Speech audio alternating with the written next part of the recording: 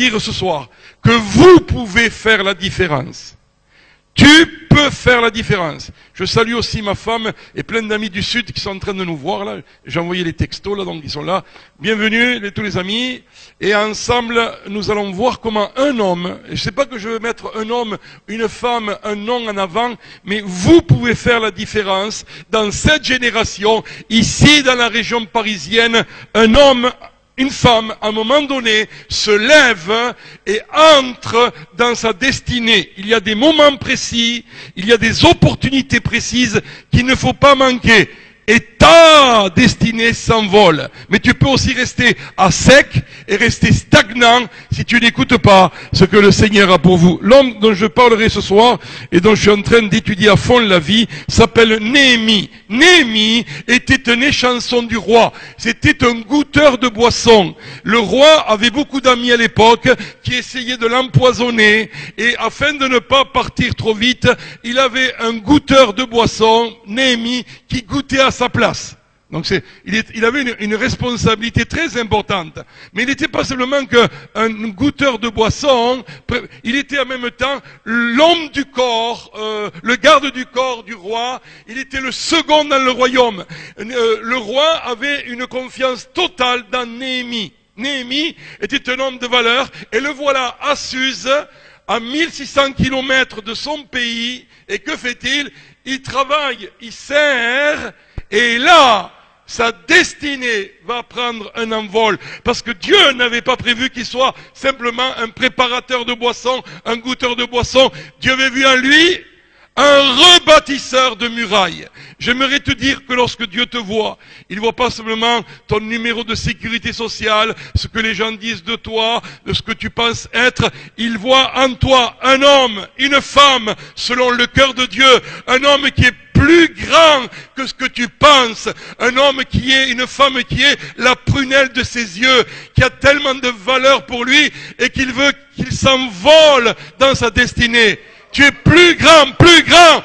Dis avec moi, je suis plus grand. Je suis plus grand que ce que le monde dit que je suis.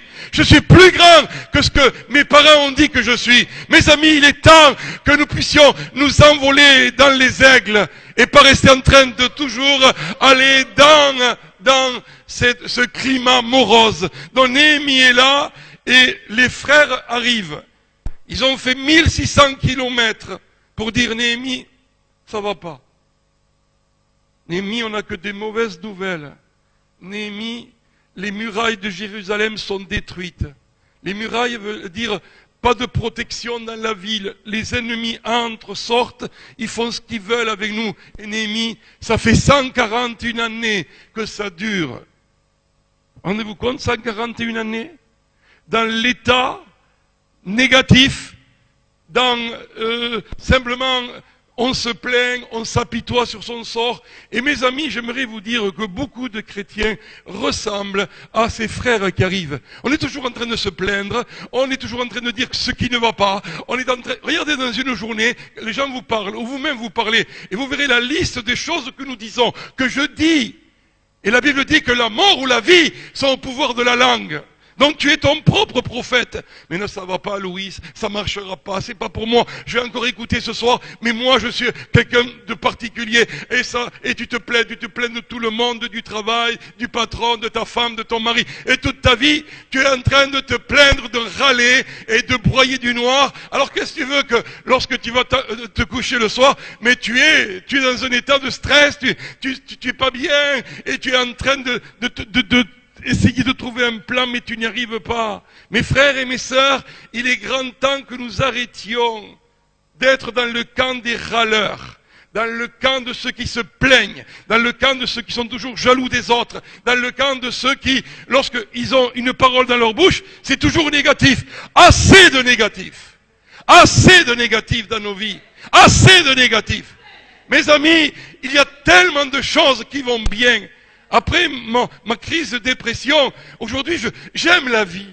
J'aime la vie parce que Jésus me l'a rendue. Il y a tellement de choses qui vont bien. Aujourd'hui je suis avec vous. On est en vie, on va pouvoir se communiquer la parole de Dieu. Oh mes amis, ce soir, vous allez retourner chez vous avec le Seigneur. Il va être à votre côté. Demain, vous allez vous lever. Il sera encore à votre côté. Il y a des gens qui vous aiment. Il y a un avenir. Vous avez de l'argent pour vivre, même si on n'en a pas autant. Je suis allé dans des pays comme Haïti, comme en Inde, comme en Chine, dans les pays du tiers-monde, et j'ai vu la misère. J'ai touché la misère. Et nous, on se plaint encore. Et arrêtons de nous plaindre. La vie est belle. La vie que Dieu t'a donnée est belle. Et sois heureux d'être chrétien. Sois heureux. Un triste chrétien, ça n'existe pas, ça ne devrait pas exister. On doit faire envie au monde. Oui ou non? On doit être attractif. Donc Néhémie, il a la bonne réaction. La Bible dit qu'il va s'asseoir. Il va pleurer. Il va prier. Il va jeûner. Vous savez ce que fait Néhémie devant les problèmes? Il amène la situation en premier au Seigneur. Nous, la situation arrive et ça y est, oh, ça va pas, ça marchera pas. Tu commences à en parler à Pierre, à Jacques, à Jean, à tout le monde. Mais mes amis, ils ne sont pas ta solution. Ils n'ont pas la solution. Ils vont te dire, oh, tu sais, t'as pas de chance. Oh, ils vont te passer la pommade. Oh, tu sais, à moi, ça m'est arrivé 3 fois. À 3e, j'ai failli couler. Ils vont pas t'encourager. Fais attention à qui tu choisis pour t'encourager. Néhémie, il a compris que celui qui allait l'encourager, c'était Dieu. Néhémie, il comprenait que Dieu était la source de sa vie. Néhémie, il a compris que quelqu'un allait faire une percée, et ce quelqu'un, c'était l'Éternel, le Dieu de ses pères, le Dieu qu'il connaissait. Et j'aimerais vous dire, devant tout ce qui nous arrive, ayons une réaction rapide, automatique. Boum, le malheur arrive. Boum, la tristesse arrive. Boum, mon frère et ma soeur, lève les yeux. Je lève les yeux vers les montagnes. D'où me viendra le secours? Le secours me vient. Qui a fait? Ah oui, c'est lui. C'est lui. Mes amis, c'est lui. C'est lui. Il n'y a que lui qui vous aime et vous comprend à votre juste valeur. C'est lui. Nul ne comprend comme Jésus les peines de ton cœur. Nul ne comprend comme Jésus les larmes de ton cœur. Nul ne comprend comme Jésus l'abandon, parce qu'il a été abandonné. Nul ne comprend comme Jésus lorsque les gens t'ont tourné le dos, parce que, mes amis, on lui a tourné le dos. Mes amis, nul ne comprend comme Jésus. Alors va, la Bible dit que nous avons un avocat, un défenseur, et qui peut compatir à nos faiblesses, parce que lui-même a été tenté comme nous. La seule différence entre lui et moi, c'est que lui, il n'a jamais chuté. Lui, il n'a jamais écroulé. Donc, lorsque je vais vers lui, je sais qu'il me comprend. Oh, Louis, je suis passé par là. Louis, je suis passé par là. Mais moi, je peux t'en sortir. J'aimerais vous parler juste de la vie de prière de Néhémie, si elle peut vous inspirer ce soir. Je suis venu au bon endroit. 4 choses sur sa vie de prière, et surtout ce que je veux dire, c'est que Néhémie, il connaissait le caractère de Dieu. Les 4 points sur sa vie de prière commencent par un C. Le premier C, c'est qu'il connaît le caractère de Dieu. Il dit ceci, mais et là, il y a 3 sous-points. Il y a par 3 P, c'est la position de Dieu, la puissance de Dieu, et ensuite le pacte de l'alliance avec Dieu. Première chose que dit Néhémie, il dit, mais Éternel, tu es le Dieu des cieux. Mes amis, j'aimerais vous dire, lors du déluge, la Bible dit que l'Éternel Dieu siégeait. Il était sur son trône. J'aimerais vous dire ce soir, il est dans le ciel, notre Père qui est aux cieux. Il est au-dessus de nous, il n'est pas en dessous de nous. Il est le Dieu souverain, éternel. Il n'est pas en train de m'écraser d'en haut, mais il est le Dieu qui gouverne. Il est le Dieu qui gère les situations. Oui, je suis au-dessus. Je suis le maître de l'univers. Le maître de tes circonstances. Le maître de ta vie. Tu dépends de moi, mais moi je suis le Dieu des cieux. Mes amis, quelle grâce de savoir que Dieu, c'est pas mon petit copain qui est à mon niveau. Il est le Dieu des cieux. Il règne, il vit, il ordonne, il parle, et les choses se mettent en mouvement parce qu'il est le Dieu créateur. Oh, mes amis, il dit ceci, ensuite il dira, et tu es le Dieu fort et redoutable, puissant et redoutable. Je ne sais pas quelle est la taille de ton Dieu, mais le Dieu de la Bible, le Dieu que je sers, il est fort, il est grand, il est puissant, il est redoutable, il est invincible.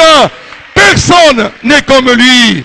Il parle et la vie, il parle et le fleuve vient, il parle et les montagnes se mettent en place. Il est le Dieu qui crée de rien. Ce soir, j'aimerais te dire, quelle est la taille de ton Dieu? Quelle est la puissance de ton Dieu? S'il est vraiment ce Dieu-là, tu n'as rien à craindre. Qu'est-ce que c'est cette maladie? Qu'est-ce que c'est ce problème? Devant le Dieu fort et redoutable, Dieu se lève et ses ennemis sont dispersés.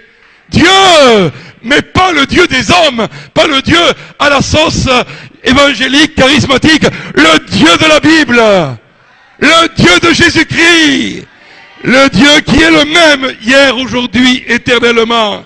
Il est le même. Oh Dieu, je t'aime parce que tu es puissant, redoutable, fort, fort est Dieu dans la bataille, puissant et son bras étendu.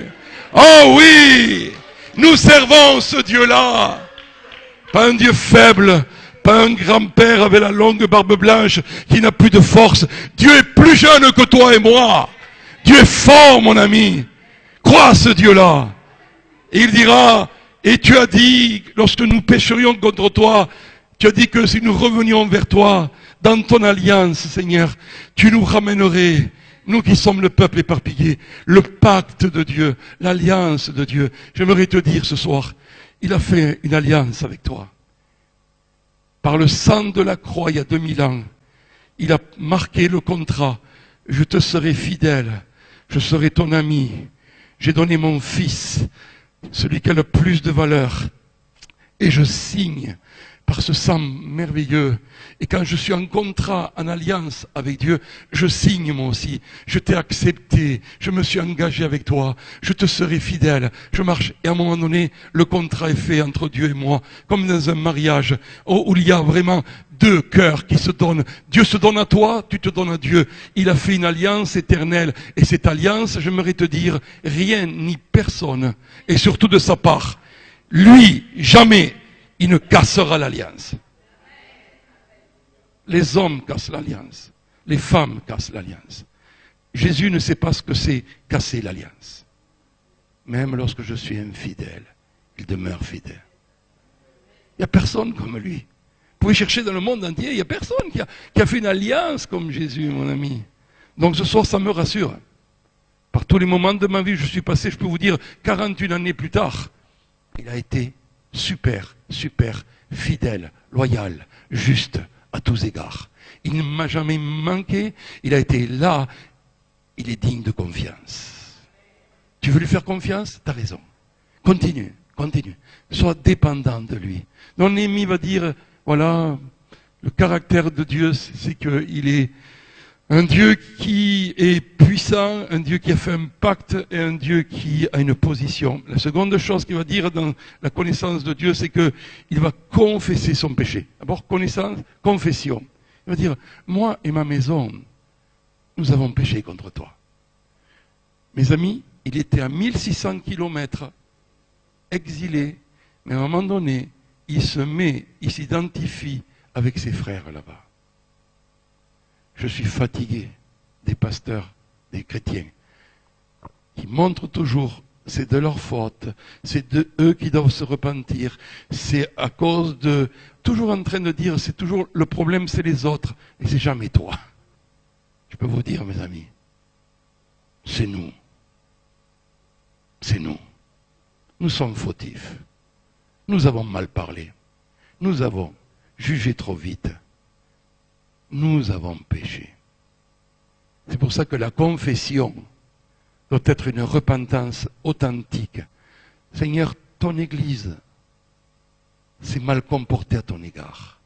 Ton Église t'a blessé. Ton Église, par ses divisions, par plein d'erreurs, nous sommes éloignés de toi. Regardez ce que dit la Bible dans 2 Chroniques 7,14. Si mon peuple, sur qui est invoqué mon nom, s'humilie, c'est son peuple, c'est pas quelques-uns du peuple, son peuple. S'il s'humilie, s'il prie, s'il se détourne de ses voies impures, Alors si nous remplissons le contrat de Dieu, Dieu dit, j'aurai les oreilles attentives à ce lieu, j'exaucerai et je guérirai son pays. Oui ou non?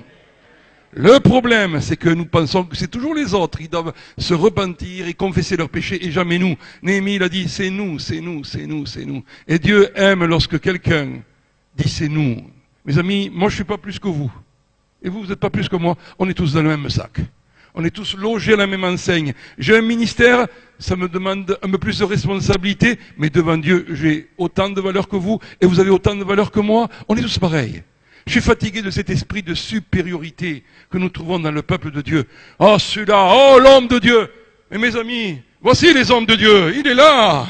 Il est là. Il est là. Il est là. Les femmes de Dieu, elles sont là. Elles sont là. Elles sont là. Nous sommes tous pareils dans le royaume de Dieu. Il n'y a pas de hiérarchie. Troisième point. Il va citer les promesses de Dieu. Il va dire, Dieu, tu avais dit ça, tu avais dit ça, tu avais dit ça. Et si nous le faisons, tu vas nous ramener. Mes amis, rappelez à Dieu tout ce qu'il a dit.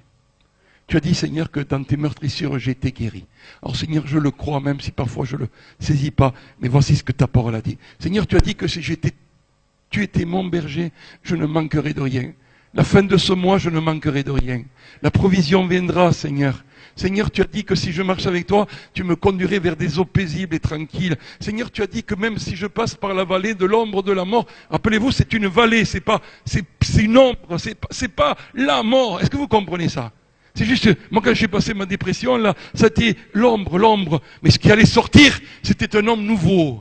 Changé, transformé. Mon frère et ma sœur rappellent les paroles du Seigneur, ce qu'il a dit. Et, Seigneur, tu as dit, déchargez-vous sur moi de tous vos soucis, car toi-même tu prends soin de moi. Ce soir, Seigneur, je me décharge de tous mes soucis. Je ne veux plus les porter, Seigneur, c'est trop lourd. La peine est trop lourde, Seigneur. Je me décharge, mais déchargez-le, mes amis. Mais en partant, oubliez-les, laissez-les, ne reprenez pas. Est-ce que vous comprenez ça? Seigneur, tu as dit tout ça. Dieu aime qu'on lui rappelle ses promesses. Et vous savez une chose? Il aime accomplir ses promesses. Il n'aime pas accomplir mes petites promesses intéressées, égoïstes. Mais sa parole, je peux vous dire qu'il y tient énormément. Et sa parole, elle ne retourne pas à lui sans avoir accompli son effet. La parole de Dieu est envoyée. Il envoie sa parole et les guérit. Et le quatrième point de cette prière, c'est qu'il est concis. Concis, ça veut dire précis. Il dira, je peux vous donner le verset pour ceux qui prennent, donne du succès à ton serviteur. Il lui dit, donne-moi du succès. Et donc c'est 1:11. Connaissance du caractère de Dieu. Dis avec moi, la connaissance, dites avec moi, connaissance du caractère de Dieu. La confession, je cite ses promesses et je suis concis, précisément. Vous savez ce que Dieu aime exaucer cette prière. Donne du succès à la démarche de ton serviteur. Je veux te le dire, que tu le crois ou non, Dieu veut ton succès. Peut-être pas le succès à la façon des hommes, parce que la définition de Dieu est différente. Le vrai succès, mon ami, c'est d'avoir une communion complète, totale avec Dieu, tout le temps. Mon Père est à moi, je suis à lui. Et après que cet amour que j'ai de Dieu, je le transmette aux autres, et que je laisse une trace dans ce monde, quand je serai parti d'ici là, que je puisse aider, aimer, influencer, que je puisse investir dans les vies. C'est pas tout le temps cette histoire de prospérité, le succès, d'avoir le super succès matériel. Béni soit Dieu s'il te le donne, mais même s'il ne me donne pas. Moi, j'ai connu des gens à succès qui n'avaient pas autant d'argent que moi peut-être, mais dans le royaume de Dieu, ils sont reconnus par leur succès. Succès! Ce sont des champions de Dieu, des héros de la foi. En Inde, là-bas, il y a des évangélistes qui se lèvent pour prêcher l'évangile, mes amis. Leur nom n'est pas inscrit dans les grandes affiches, des grandes étoiles évangéliques qu'on voit partout. Mais dans le royaume de Dieu, ils sont connus, mes amis. Dans le royaume de Dieu, certains ont donné leur vie, certains sont morts pour l'évangile, leur femme est morte pour l'évangile, et d'un petit village, 400 chrétiens sont nés. Mes amis, le succès selon Dieu n'est pas mesuré à ton compte en banque, à la grandeur de nos voitures, à tout ce que le monde met comme critère. Oh, Dieu veut le meilleur pour toi, mais on s'est toujours basé sur le terrestre et le matériel. Tu peux être riche extérieurement, mais ton cœur est pauvre.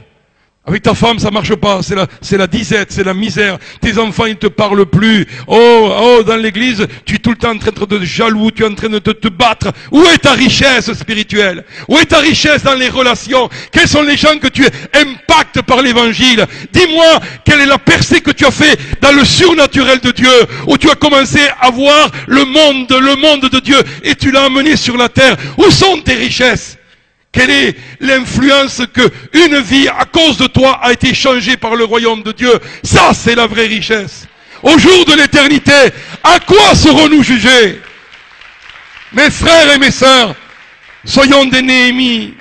Donc Néhémie est là, il a prié, mais il n'a pas fait que prier, il est passé à l'action. La Bible dit que 4 mois plus tard, chapitre 2 je passe, il est allé voir le roi, il a parlé avec le roi. Pendant 4 mois, il a prié, jeûné, pendant 4 mois il a fait des plans, une stratégie. Pendant 4 mois il a pensé, les murailles doivent être rebâties. Mes amis, c'est un jour au paradis, au ciel de Dieu. Vous allez voir Néhémie, et vous lui direz, Néhémie, dis-nous, quelle a été la vision de ta vie? Le pourquoi Dieu t'avait mis sur cette terre. Vous savez ce que va vous dire Néhémie? Rebâtir les murailles, reconstruire, réparer les murailles. Il mangeait, il dormait, il se levait, il voyait les murailles rebâties. Mon frère et ma sœur, quelle est la vision de ta vie? Quelle est la mission de ta vie?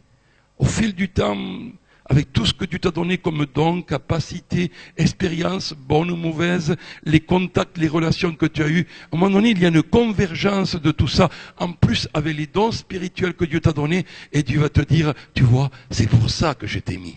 C'est ta mission. Voilà à quoi je te destine. Et l'essentiel dans la vie, c'est d'accomplir la mission pour laquelle Dieu m'a mis sur la terre. Je peux faire plein de choses, mais si je passe à côté, je suis le plus malheureux des hommes. Dieu m'a donné des dons, des talents, il y a des choses que j'aime faire, il y a une passion en moi, il y a des gens qui me l'ont déjà même affirmé, et tu es bon dans ça, continue. Et tout ça là, comment tu pourrais l'utiliser pour le royaume de Dieu? Dans le but de faire des nations des disciples. Parce que l'essentiel, c'est de faire des disciples, des nouveaux disciples. Et ceux qui sont là depuis longtemps, convertis, baptisés, mais qui ne sont pas disciples, il va falloir aussi les amener dans une dimension nouvelle. Parce qu'on a trop de spectateurs parmi nous, des gens qui chauffent les chaises, mais qui ne sont pas devenus des disciples conquérants du Seigneur Jésus. Donc, Néhémie, il était là. Mais à un moment donné, il va voir le roi. Et la Bible dit, et je priais le Dieu des cieux, je crois que c'est 2:11, comment tu ne veux pas que je sois triste? Alors que mon peuple est dans un état misérable, s'il te plaît, roi, accorde-moi l'autorisation de repartir dans mon pays. Vous savez, quand Dieu prépare un homme, même les hiérarchies, les rois, il va aplanir le terrain. Si Dieu est avec toi, ne commence pas à dire, mais j'y arriverai pas. Il va avoir cette opposition, cet obstacle. Arrête de penser toujours négativement. Si Dieu est avec toi, il ouvre une porte. Si tu es avec toi, il va faire réfléchir le roi ou le patron ou l'ami. Si le Seigneur est avec toi, les choses vont changer. Si le Seigneur est avec toi et celui qui est en toi est plus fort que celui qui est dans le monde, les choses vont vivre une percée. Même si tu rencontres un peu de résistance. Béni soit Dieu pour la résistance. Amen. Jésus n'a pas dit que tout serait facile. Jésus n'a pas dit qu'on va nous mettre un beau tapis et tout le monde dirait, oh, t'es le plus beau, t'es le plus grand. Non, non, non. Jésus a dit, vous aurez des tribulations dans ce monde, mais prenez courage, car moi j'ai vaincu le monde. Et l'apôtre Jean dira, et ce qui est victorieux de ce monde, c'est quoi? C'est notre foi. C'est notre foi. Je crois, je crois, je crois. Je continue à croire envers et contre tout, envers la maladie, envers l'opposition, envers les gens qui sont contre moi. Je crois que Jésus a le dernier mot. Je crois que sa parole, elle ne me ment pas. Il ne ment pas. Il n'est pas un homme pour mentir, ni le fils de l'homme pour se repentir. Ce que sa bouche a dit, sa main l'accomplit. Ça, c'est mon Dieu. C'est lui que j'aime. C'est pas le Dieu préfabriqué. C'est le Dieu qui parle, mon ami. Et nous allons parler comme lui et amener à l'existence ce qui n'existe pas. La foi, je crois, c'est possible. Tout est possible à celui qui croit. Rien n'est impossible. Rien n'est impossible à Dieu. Et si tu parles à cette montagne et tu lui dis, ôte-toi, jette-toi dans la mer. Et si dans ton cœur tu ne doutes pas, tu verras la chose se réaliser. C'est vrai. C'est pas du cinéma. C'est pas une belle histoire. C'est la vérité. Et c'est la vérité qui nous rend libres. Mes frères et mes sœurs, il est là, il parle. Mais dans sa tête, la vision est déjà en place. Et s'il te plaît, tu me donneras une lettre. Quand j'irai voir les gardes forestiers royaux, j'ai besoin de bois pour la forteresse, pour rebâtir la maison, les murailles de Jérusalem et pour ma maison personnelle. Il pense à tout le monde, lui. Mais dans sa tête, il avait déjà vu les murailles. S'il demande du bois, c'est pas pour faire un bois pour se chauffer, parce qu'il se voit en train de monter les murailles. Il se voit en train, la foi c'est la démonstration des choses qu'on espère. Il se voyait déjà en train de bâtir. Donc donne-moi les lettres de créance et le meilleur bois je veux. Soyons déterminés, ambitieux pour le Seigneur. Ça va marcher. Et même tu peux penser à toi, mais Dieu va penser à toi, t'en fais pas. Mais vous avez vu, il pense d'abord aux murailles, il pense d'abord au royaume. Cherchez d'abord le royaume de Dieu et sa justice. Et tout le reste vous sera donné par-dessus. Trop de gens sont toujours en train de penser à leur ego, à leurs intérêts personnels. Moi. Arrête, on t'a assez vu. Arrête. Et commence à parler, à t'intéresser aux autres. Et tu aimeras ton prochain. Et tu donneras ta vie pour l'autre.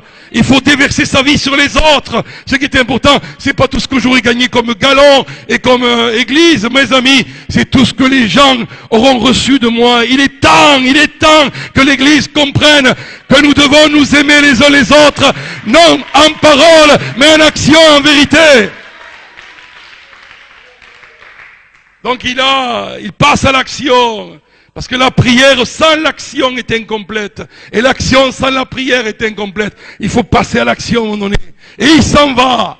Il s'en va dans un chemin nouveau. Il retourne en Israël, 1600 kilomètres. Et là, que fait-il? Il arrive en claironnant. C'est moi l'évangéliste. C'est moi le grand pape de la région. Non, c'est pas moi. La Bible dit que il va aller pendant la nuit avec un petit groupe d'hommes inspecter, voir les murailles. Un homme seul n'y arrivera pas. Une femme seule n'y arrivera pas. Il vous faut toujours un noyau, un cercle. Il faut que nous ayons des relations proches dans nos vies. Jésus et les trois, Pierre, Jacques et Jean. Il y a une transparence, une totalité de confiance. Et pour les grands miracles, vous verrez que Jésus les prend les trois. Jésus et les 12. Là, il est en train de les former, de les envoyer. Jésus et les 70. Là, il y a une autre relation. Et Jésus et la foule, il y avait encore une autre relation. Mes amis, nous avons différentes amitiés. Il y a l'intimité, après il y a tout ce qui est social. Après il y a des gens, parce qu'on vient de la même église, mais c'est pas forcément qu'on sera tous vraiment unis les uns les autres d'une totalité. Mais il y a différentes confiances. Mais il nous les faut. Il nous les faut. Être chrétien seul, ça ne va pas. Les pasteurs qui sont toujours seuls, qui mènent toujours la barque seuls, ça ne va pas. Parce qu'à un moment donné, ils chutent, ils n'ont personne. Ils ont confiance en personne. Et c'est terrible, ça. On a besoin d'équipe. On a besoin de se sentir solidaires les uns des autres. Comment voulez-vous porter les fardeaux des uns des autres si vous êtes toujours tout seul? Ah bah, Comment voulez-vous vous avertir les uns les autres si vous êtes toujours tout seul? Personne ne vous avertira et vice-versa. Comment voulez-vous pratiquer ce que le Nouveau Testament, à 58 fois, a cette expression les uns les autres, les uns les autres. Pardonnez-vous les uns les autres, avertissez-vous les uns les autres. Ensuite, ayez des prévenances réciproques les uns par rapport aux autres. Dans la Bible, c'est les uns avec les autres. C'est pas les uns contre les autres. C'est pas les uns sans les autres, c'est les uns avec les autres. Les uns, on est ensemble. Le mot le plus important dans l'église, c'est ensemble, ensemble. Dites avec moi ensemble, ensemble, ensemble, ensemble, ensemble. Oui, c'est ensemble que nous allons nous lever et marcher ensemble. Si l'église de Christ le comprenait, on ferait un dégât dans le camp de l'ennemi. Mais nous sommes toujours en train de nous battre les uns contre les autres. Les ministères contre les autres. Les églises. Mes amis, Jésus a dit, à ceux-ci, tous reconnaîtront que vous êtes mes disciples. Si vous avez de la haine, si vous rejetez, non, non, non. Si vous avez de l'amour les uns pour les autres. Et Jésus va dire, Père, je te prie qu'il soit un, comme toi et moi nous sommes un, afin que le monde croie que tu m'as envoyé. L'islam a plus de force parce qu'il y a une unité de notre niveau. Nous, les chrétiens, nous sommes en train tellement de nous diviser, de nous séparer, de nous déchirer, que nous donnons au monde une idée. Il n'y a pas un Dieu qui peut les unir. Jésus ne peut pas être celui qui est envoyé du Père parce qu'ils sont toujours en train de se battre en bas. Le jour où l'Église va être une, le jour où l'Église va être une dans la même vision, dans le même but, dans l'adoration, faire des disciples, former les gens. On est ensemble, on doit aimer ça. On n'est pas d'accord sur tout, mais sur l'essentiel, on est d'accord. Mes frères et mes sœurs, le monde verra que Jésus-Christ a été envoyé comme fils et sauveur du Père. Mais tant que nous vivrons tout ce que nous voyons et qui nous déplaît, moi ça fait 41 ans que je le vois, je peux vous en parler un peu, mais comme je veux être positif, je crois et j'affirme que l'Église est en marche vers un chemin d'unité, vers un chemin d'amour. La nouvelle Église que Dieu lève, elle va être différente de l'ancienne. Nous serons un peuple qui va refléter le caractère.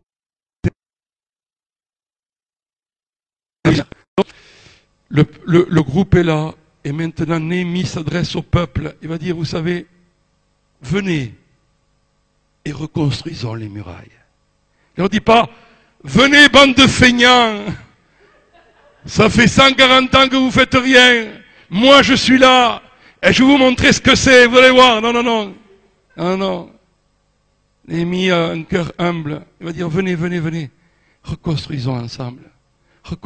Parce que lui, il va être sur la muraille. Lui, il va donner sa vie. Lui, il va être là avec une épée en train de se battre contre les ennemis, parce que les ennemis viendront. Les ennemis se lèvent lorsqu'il y a des reconstructeurs. Lorsqu'il y a des démolisseurs, l'ennemi ne se lève pas parce qu'il dit, vous êtes dans mon camp. Moi, je démolis du matin au soir. Est-ce que vous comprenez? Tu démolis par ta langue, tu démolis par des choses. Le diable te dit, bienvenue au clan, on est ensemble. Mais tu te lèves et tu dis, je vais bâtir. Je vais reconstruire. Je vais donner ma vie afin que cette église de Christ se lève, afin que des hommes et des femmes deviennent disciples de Jésus, afin qu'il y ait des leaders, des hommes selon le cœur de Dieu. C'est pour ça que je vais investir dans les vies. Ce qui est important, c'est ça, mes frères et mes sœurs. Donc, Néhémie, il a compris, il dira, venez, reconstruisons ensemble. Et je leur dis comment la bonne main de mon Dieu était avec moi. Il leur dira, vous savez, j'ai prié, je suis allé voir le roi, le Seigneur m'a ouvert les portes, Dieu est avec moi. Vous savez ce qu'on a besoin aujourd'hui? D'hommes, de femmes, de Dieu, qui peuvent dire, Dieu est avec moi. Mais pas comme ça, qu'on puisse voir les fruits. Oui, Néhémie, pouvez-vous dire, je suis allé voir le roi, la main de Dieu est avec moi, le roi m'a accordé la permission, j'ai donné les lettres, le roi m'a donné la permission. La main de Dieu! La main de Dieu! Il nous faut la main de Dieu, mes amis. Notre histoire ici, c'est pas humain. C'est pas nous, entre nous, on fait notre petite cuisine et on s'arrange. Non, il y a l'élément de la main de Dieu. La main de Dieu est à l'œuvre. La main de Dieu est agissante. La main de Dieu prépare les chemins. La main de Dieu est en train d'aller au plus profond et de nous donner un cœur de chair au lieu d'un cœur de pierre. La main de Dieu. Le monde a besoin de voir la main de Dieu. Pas la main d'un religieux, pas la main d'un pasteur. La main de Dieu qui dévient et qui écarte la mer rouge, la main de Dieu qui frappe le rocher et l'eau sort, la main de Dieu, mes amis, la main de Dieu qui relève, qui guérit, la main de Dieu qui donne la vue à l'aveugle, la main de Dieu qui guérit, Il nous faut la main de Dieu. Dis avec moi, je veux voir la main de Dieu. Je veux voir la main de Dieu. Vous savez ce que dit le peuple? Le peuple dit, alors si, Néhémie, Dieu est avec toi, levons-nous et rebâtissons. La Bible dit, et ils se fortifièrent dans cette bonne résolution. Mes amis, il est grand temps que l'Église, ensemble, dise, nous allons nous lever, nous allons bâtir, nous allons mettre la défaite dans le camp de l'ennemi, nous allons détruire les œuvres des ténèbres, nous allons évangéliser, nous allons imposer les mains aux malades, nous, ensemble. Mes frères et mes sœurs, nous avons eu trop de belles paroles. Trop de belles paroles. Regardez ce que dit la Bible, Proverbe 14, 23. Tout travail procure un profit, mais les paroles en l'air ne mènent qu'à la misère. Le Proverbe 14, 23. Nous avons bien parlé, mais on n'a rien fait. Eux, ils vont dire, il faut se lever, il faut bâtir. Néhémie est venu. Vous savez ce que fait Néhémie? Néhémie est un encourageur. Ce soir, je suis venu de la part de Dieu pour vous encourager. C'est tout. Je laisse ce désir. Encourage-les là. Dis-leur que c'est possible. Dis-leur que des Néhémies, il y en a d'autres qui vont se lever. Vous encouragez dans votre don, dans votre talent, dans le ministère qui veut dire service pour Dieu. C'est possible. On va le faire ensemble. Vous encouragez.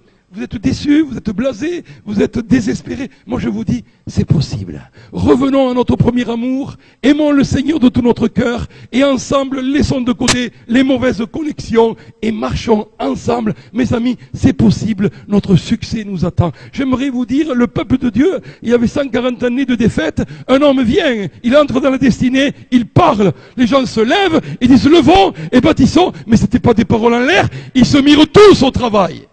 Ça, c'est mon rêve. Que l'Église, dans sa totalité, se mette au travail. Marche ensemble, construise ensemble. On n'est pas une Église spectateur, une Église qui regarde, une Église, ah, c'est beau, c'est formidable, on a un bâtiment, ah, c'est formidable. Mes amis, la vie chrétienne, c'est plus qu'un bâtiment. Parce que vous êtes le temple du Saint-Esprit. Et là où vous allez vous amener la présence de Dieu, mes frères et mes sœurs, la Bible dit que Néhémie va réussir ou connaître la défaite. La Bible dit très simplement ceci. C'est que, il va dire ceci. Regardez ce que dit Néhémie, chapitre 2, verset 20. Parce qu'entre-temps, il y a les ennemis qui se lèvent. Les ennemis se lèvent devant les bâtisseurs, pas devant les démolisseurs. Amen. Les ennemis se lèvent devant les bâtisseurs. Et alors, Néhémie, ils vont, Geshem, l'Arabe, Tobija, Abon, et tout le reste, ils vont dire, mais qu'est-ce que vous faites là? Mais vous êtes en train de faire des choses qu'on n'a pas vues depuis 140 années. L'ennemi doit savoir que des hommes se lèvent, ils vont faire des choses différentes par rapport au passé. Nous allons faire des choses différentes. Et à un moment donné, il dit, mais qu'est-ce que vous faites? Ils vont les intimider, ils vont mettre de la crainte. Mais Néhémie a une réponse étonnante, il va dire ceci, c'est le Dieu du ciel qui nous donnera le succès. Dis avec moi ce soir, c'est le Dieu du ciel qui nous donnera le succès. Et nous, ses serviteurs, nous allons nous lever et nous mettre au travail. C'est ce que j'appelle le partenariat. Dieu ne fera pas tout, les hommes ne pourront pas faire tout. C'est Dieu qui va nous donner le succès, la force, la puissance, les idées, la stratégie. Mais nous, parce qu'il lui faut des bras, parce qu'il lui faut une bouche, parce qu'il lui faut des pieds, nous allons nous lever, Seigneur, nous nous lèverons. Dans notre génération, nous nous lèverons, Seigneur, et nous ferons ton travail. Un homme avec Dieu, c'est la majorité. Un homme entre les mains de Dieu, une femme entre les mains de Dieu, fera des exploits. Dieu ne fera pas tout. Mais ne pense pas que toi, tu feras tout. Et la Bible dit, la conclusion la suivante est là. En 52 jours, ils vont rebâtir la muraille. Record du monde battu. Mes amis, 140 années défaite, muraille, l'ennemi entre, mais en moins de 2 mois, les murailles de Jérusalem sont rebâties. Les murailles, le temple est à l'intérieur, le culte va reprendre, et pendant l'époque de Néhémie et d'Esdras, un des plus grands réveils religieux a eu lieu, parce qu'il fallait bâtir les murailles. Quelle est la partie de ta vie que tu dois rebâtir? Quelle est la partie de ton cœur que tu dois rebâtir? Vie personnelle, vie familiale. Il y a des choses dans ta vie qui se sont écroulées. Est-ce que ça ne serait pas le temps de rebâtir? Rebâtir nos vies, rebâtir l'Église, rebâtir nos relations, rebâtir. C'est ce que Dieu nous demande de faire. Mes frères et mes sœurs, Néhémie l'a compris. Vous savez pourquoi? Je me suis dit, mais Seigneur, pourquoi tu as pris Néhémie? Tu aurais pu prendre quelqu'un d'autre. Dieu a pris Néhémie simplement à cause de ceci. Il était disponible. Je vais vous dire une grande vérité que j'ai vue en 32 ans de service pour Dieu. Ce qui importe pour Dieu, ce n'est pas ta capacité, c'est ta disponibilité. J'ai vu plein de gens capables. J'ai vu des gens farcis de dons, mais ils étaient peu disponibles. Mais j'ai vu des gens bien normaux, mais qui avaient un cœur disponible, un cœur pour Dieu, un cœur qui était ouvert, un cœur dépendant de Dieu. Ces gens-là, ils sont dans le royaume de Dieu, connus. Ils sont connus. Donc Néhémie, il était disponible, il était au bon endroit, au bon moment, il lâche pour entrer dans sa destinée, il est brisé. La Bible dit que Néhémie veut dire il a un fardeau. Ce soir, j'aimerais te dire, quel est ton fardeau? Où est ton fardeau? Quel est ton fardeau? Néhémie va prier toujours, ne partez pas vite. C'est parce que je vous mets une pression ce soir, il faut faire la chose. Priez, demandez à Dieu. Mais quand tu es sûr, tu te lèves et tu passes à l'action avec une stratégie, avec un plan, une vision pour l'Église, une vision pour ton peuple, une vision comment toucher les gens qui sont autour de toi. C'est une population qui est là. Il nous faut une stratégie, mes frères et mes sœurs. Il a un plan, il a une stratégie, il se met à l'œuvre, il va encourager les autres. Même si des fois tu n'y arrives pas, au moins encourage quelqu'un. Je te demande cette semaine-là, appelle quelqu'un, va chez quelqu'un, mais encourage quelqu'un. Je vais te poser une simple question. Quelle est la dernière fois que tu as encouragé quelqu'un? Il y a un jour, une semaine, un mois, un an? Quelle est la dernière fois que l'on t'a encouragé à toi? Que quelqu'un t'a encouragé? Il y a un jour, il y a une semaine, il y a un mois. Si personne t'a encouragé, moi ce soir je suis venu t'encourager, d'accord? Donc tu ne pourras pas dire personne ne m'encourage. Moi je suis venu t'encourager. Je crois que Dieu a un rêve pour toi. Il y a une vision de Dieu pour toi. Tu vas te lever, tu feras la différence. Dieu va te permettre de percer. Tu ne seras plus jamais le même parce que tu es en train de saisir la parole de Dieu pour toi. Et sur cette parole, tu jettes ton filet. Sur la parole de Dieu, tu jettes ton filet. Donc Néhémie l'a fait. Néhémie a réuni son équipe. Le peuple s'est levé. En 2 mois, les murailles étaient rebâties et le réveil du Seigneur à Jérusalem. Amen. Amen. Ça vous a fait du bien? Vous allez le mettre en pratique? Nous allons le mettre en pratique. Nous nous lèverons et nous bâtirons. Nous allons nous fortifier dans cette bonne résolution. Nous serons de ceux qui marqueront la différence. Moi, je veux faire la différence. Néhémie était un bon leader, mais il s'est levé. À un moment donné, j'aimerais vous dire, il faut que quelqu'un se lève pour faire la différence. Vous dites, mais le pasteur est là. Non. Nous devons nous lever. Chacun doit se lever pour faire la différence. J'aime l'histoire de Déborah dans la Bible. Le peuple était dans la défaite. Le chef de l'armée d'Israël était dans la défaite. Et Déborah arrive. Elle était prophétesse. Elle était juge en Israël. Elle va voir le chef de l'armée parce que les Assyriens attaquaient. Et la Bible dit dans Juge, on aurait 6, 7, chapitre 6, 7, elle dit, moi, Déborah, je me suis levée comme une mère en Israël. Et j'ai parlé, j'ai parlé au chef d'Israël. Et le chef a dit, mais viens avec nous, parce que nous n'y arriverons pas. Il m'a dit, non, parce qu'après, la gloire va être donnée à une femme. Et elle avait ce cœur humble que Dieu aime, voyez.